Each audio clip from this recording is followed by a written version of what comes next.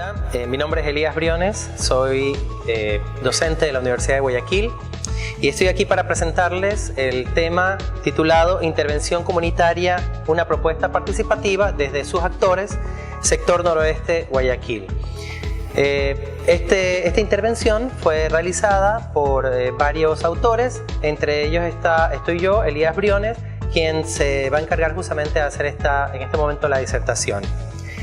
Quiero empezar diciendo que esta investigación se ha venido llevando a cabo dentro de nuestro país en Ecuador, en la localidad de la provincia del Guayas, específicamente en la ciudad de Guayaquil y en el sector de Mapasingue, que es un sector urbano marginal en donde el proceso de servicio comunitario se va llevando a cabo en función de aquellas situaciones, medidas o estándares que caben dentro de los procesos comunitarios de atención, de ayuda y apoyo.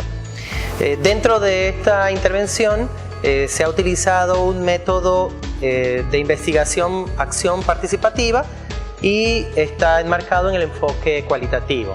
Adicionalmente se ha trabajado con una representación de 50 personas y familias dentro de las comunidades de Mapasingue, cooperativas específicamente Colinas de la Florida y Cooperativa Primero de Mayo de este sector. El objetivo principal de esta investigación es esclarecer la caracterización psicosocial de las comunidades del sector Mapasingue Oeste de la ciudad de Guayaquil.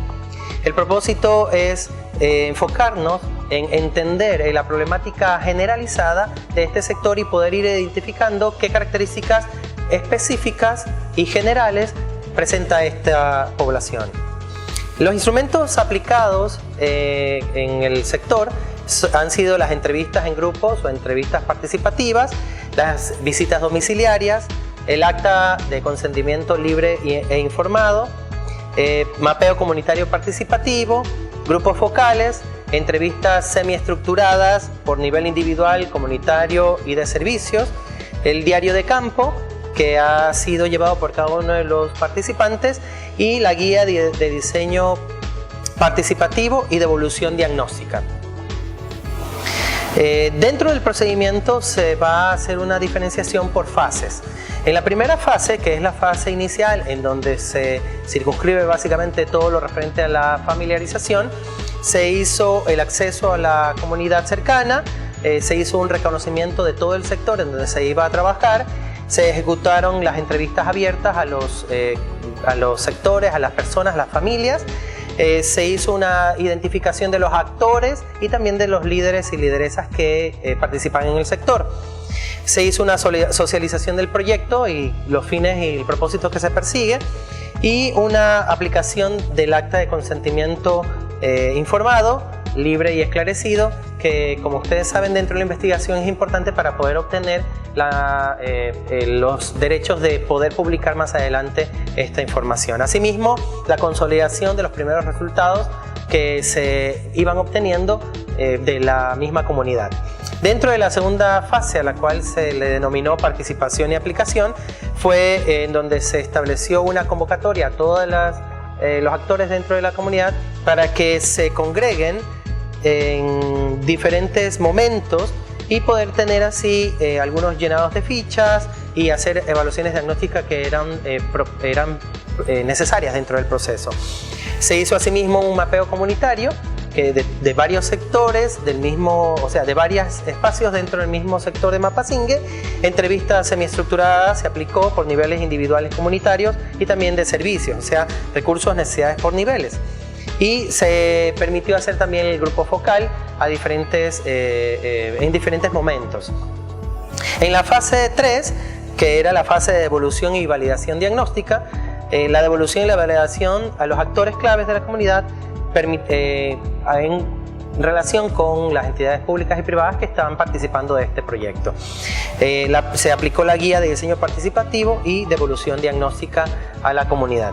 Y en la última fase, que fue la fase de diseño participativo, que es justamente la fase en donde ya se pone de manifiesto las directrices hacia donde se dirige el fin del proyecto, diseñó las propuestas de intervención comunitaria mediante la aplicación de técnicas participativas. Esto permitió que se establecieran, como les dije anteriormente, ciertas directrices de actuación en donde los participantes o los actores comunitarios iban a dirigirse. Los resultados por fase, ¿no? Los resultados de la primera fase, dentro de los resultados de la investigación se evidenció, como ya es conocido en mucha literatura también, que la mayor participación ha sido de las mujeres, aunque en el caso de las comunidades intervenidas, ambas comunidades, los líderes son hombres. Y es extraño porque quienes llevan básicamente todo el contingente para poder dirigir y movilizar a los demás, generalmente son las mujeres las que están pendientes y trabajando en esto. Ambas poblaciones coincidieron en ser productos de la inmigración, vienen del interior, de otras partes del país y se han establecido en estos sectores con el propósito de buscar mejoras en su condición de vida, lo cual es paradójico porque la situación en la que están viviendo es una situación precaria y en algunos casos que complica mucho lo que pueda llamarse el buen vivir. Y los ritmos de ingreso, entrada y salida a la comunidad fueron establecidos inicialmente por los actores comunitarios y ellos eligieron, bueno, los días más factibles dentro de la semana y eso sí, específicamente sábados y domingos, que eran los momentos que más fácil se les hacía atenderlos. Dentro de la fase 2, los resultados a nivel comunitario fueron la evidencia de las problemáticas, específicamente el consumo y expendio de drogas como una de las primeras o principales causas de las problemáticas dentro del sector, que están asociadas, de acuerdo al discurso de los moradores, a muchos casos de deserción escolar y también a proliferación de la delincuencia. Adicional a eso, se nota un escaso compromiso por parte de los moradores a querer denunciar este tipo de cosas. Esto ha generado una ambivalencia en donde se quejan de la situación pero no quieren hacer nada de ello. La razón obviamente es porque tienen temor a las represalias de los grupos que muchas veces están armados y que pueden pueden lastimar las familias que están en el sector. Otro de los problemas también evidenciados es la organización en pandillas que tratan de pelear muchas veces por el espacio dentro del sector para poder dedicarse al microtráfico.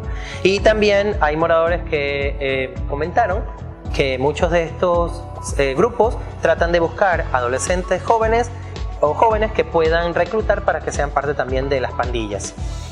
Los recursos comunitarios, para poder obtener algunos recursos, la comunidad muchas veces se aboca a hacer actividades vinculadas con animación sociocultural, mingas o festividades. Esto lo hacen en pro de buscar recursos para poder mejorar ciertas condiciones de tipo estético muchas veces dentro de la comunidad.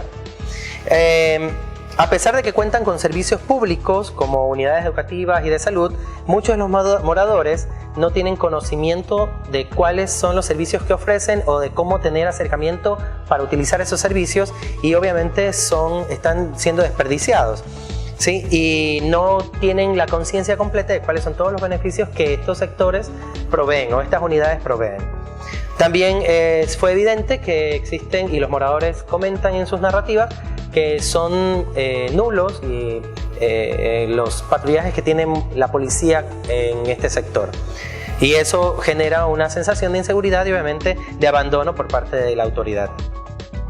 Otros resultados dentro de la investigación es que no contaban con luminarias en los espacios públicos de congregación masiva, no habían luminarias en parques, eso ayudaba de alguna forma también a la inseguridad y a la percepción de inseguridad dentro del sector.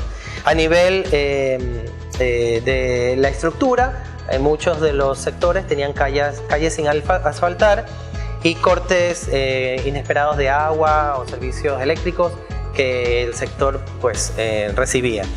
A nivel individual, en cambio, los actores comunitarios manifestaron reconocer situaciones de violencia intrafamiliar, ante lo cual ellos muchas veces evitan involucrarse, a pesar de que saben que están vivenciando este tipo de cosas, pues prefieren no generar denuncias o no alertar a la comunidad frente a este tipo de cosas.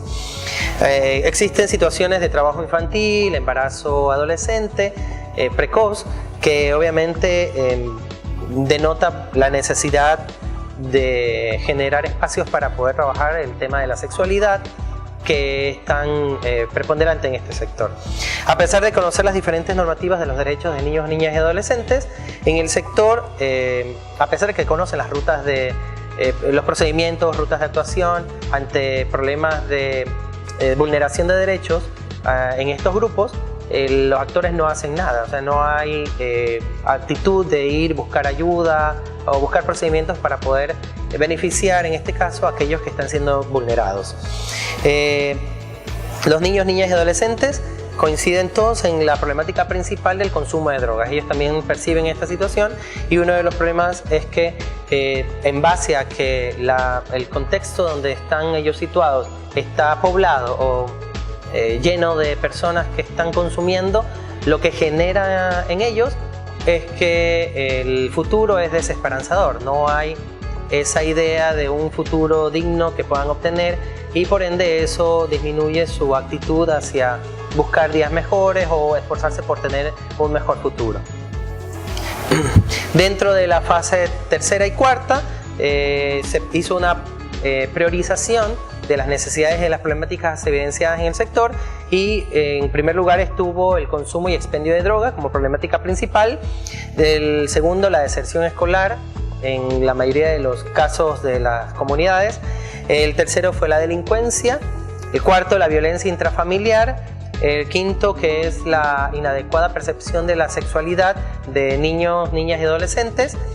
Y el trabajo infantil, que ocupaba el sexto lugar como problemática en el sector. Sobre la capacidad de respuesta y calidad de servicios de atención pública vinculados en la intervención de problemáticas priorizadas. En ambas comunidades se conformaron planes de acción comunitarias participativas de ellos, de ellas y de sus realidades, básicamente, para poder evidenciarlo. Por parte de los actores comunitarios y familias también se exhibió la apertura para promover cambios en las situaciones encontradas. Ellos tuvieron la oportunidad de encontrar, entender su contexto y buscar espacios para poder hacer algo que mejore la condición en la que estaban viviendo. Y la planificación del primer abordaje fue permitida y un periodo de duración, dentro de un periodo de duración de mínimo un año, con el propósito de actuar y después de un año ver resultados y de cómo ha ido cambiando la situación de la comunidad. El último punto que tengo para presentarles es la discusión, y dentro de esta primera fase, la efectividad del protocolo de intervención en comunidades en concordancia con los criterios de Friso, Martí, Fals, citados en Montero, que fueron quienes de alguna manera han servido de referentes para poder hacer el planteamiento de este programa comunitario. Y la manifestación también de limitar su sentido de vecindad de parte de los actores comunitarios cuando ellos delimitan su nivel de participación social. Ellos evidencian que no hay mucho interés en generar socialización con todos los vecinos, se limitan a 2 o 3 personas con las cuales deciden hacer algún tipo de acercamiento, pero no quieren ser parte de todo el grupo o de toda la comunidad. Eso es una demarcación del perímetro que muchas veces no coincide, entre otras cosas, con el trabajo comunitario que se ha venido desarrollando y con las mismas actuaciones que ellos hacen en función de bingos, rifas o actividades de tipo sociocultural comunitario, ¿no? Mantienen relaciones ambivalentes en sus prácticas de convivencia, porque a pesar de que les molestan ciertas cosas de otros vecinos, muchas veces se callan para no tener problemas, pero al mismo tiempo se quejan con otras personas acerca de lo que están haciendo.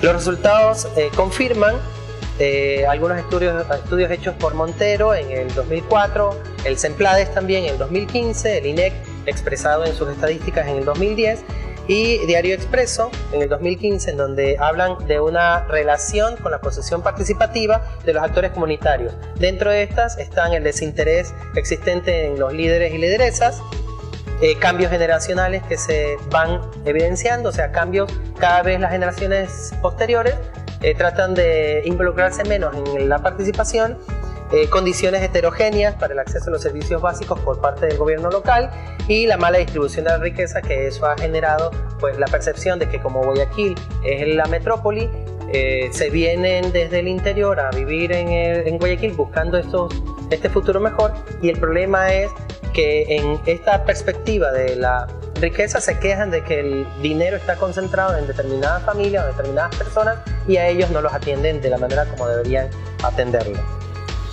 La tercera y cuarta fase aportaron con las categorías citadas en Montero con respecto a la transformación social, la autogestión, el empoderamiento psicológico, activismo democrático y también con la construcción de identidad desde la caracterización realizada dentro del contexto ecuatoriano.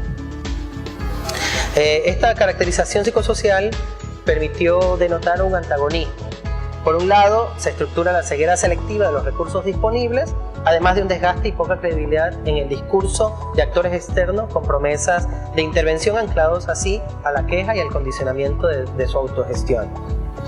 Y por el otro lado, en cambio, la participación de las mujeres bajo la investidura simbólica de cuidadoras, quienes demostraron su motivación y esperanza al construir propuestas participativas para sus comunidades.